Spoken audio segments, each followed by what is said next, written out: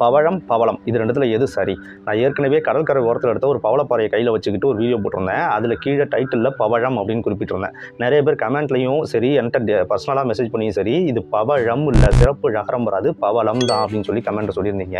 அவங்க எல்லாருக்குமே நான் அதிலே ரிப்ளை கொடுத்துருந்தேன். அப்புறம் தான் தெரிஞ்சு இவ்வளோ பேர் இது தெரியாமல் இருந்திருக்காங்க அப்படின்னு. ஒரு சிலர் என்கிட்ட இது தெரியாமல் நிறைய பேர் இருக்காங்க, இதை வீடியோ பண்ணுங்கன்னு சொன்னாங்க. அதனால தான் இப்போ இந்த காணொலி. இப்போது பவழம், பவளம் எது சரி அப்படின்னு பார்த்தோம்னா, ஃபஸ்ட்டு இப்போ என் கையில் இருக்கிறது நற்றிணை குறுந்தொகை 500 3 சேர்ந்த ஒரு தொகுதி. இதில் இந்த குறுந்தொகையோட கடவுள் வாழ்த்து பாட்டை எடுத்து பார்த்தோம்னா, தாமரை புரையும் காமர் சேவடி பவழத்து அன்னமேனி அப்படின்னு இருக்கும். அதாவது சிறப்பு ழகரம் பயன்படுத்தப்பட்டு பவழத்து அன்னமேனி அப்படின்னு இருக்கும். அதனால சங்க இலக்கியங்கள் ஒரு பாடலில் பவழம் அப்படின்ற வார்த்தை பயன்படுத்தப்பட்டிருக்கு. பவழத்தை ஒத்த மேனி அப்படின்னு அதுக்கு அர்த்தம். அதே மாதிரி சிற்றிலக்கியத்தில் தூது இலக்கிய வகையில் நாரை வீடு தூது அப்படின்னு ஒரு பாடல் இருக்குது. அதை சத்தியமுத்த புலவர் பாடியிருப்பாங்க.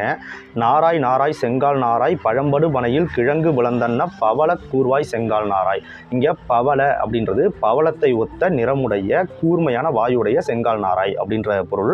அந்த பவளம்க்கு இந்த லேபை பயன்படுத்தியிருப்பாங்க. அப்படின்னா சிறப்பு ழகரமும் சரி, இந்த லேபும் சரி, ரெண்டுமே சங்க இலக்கியங்களிலே பாடப்பட்டிருக்கு. அதனால பவழம் இது ரெண்டுமே நீங்கள் அதே மாதிரி எந்த அகராதியை தமிழ் அகராதியை எடுத்து பார்த்தீங்கன்னாலுமே அதில் பவழம் பவளம் ரெண்டுத்தையுமே போட்டு அது இந்த ஒன்பான் மணிகளுள் ஒன்று, இந்த மணிகளை குறிக்கக்கூடியது, பவள மணியை குறிக்கக்கூடியது, இப்படி தான் எழுதியிருக்கும். அதனால பவழம் பவளம் ரெண்டுமே சரிதான்.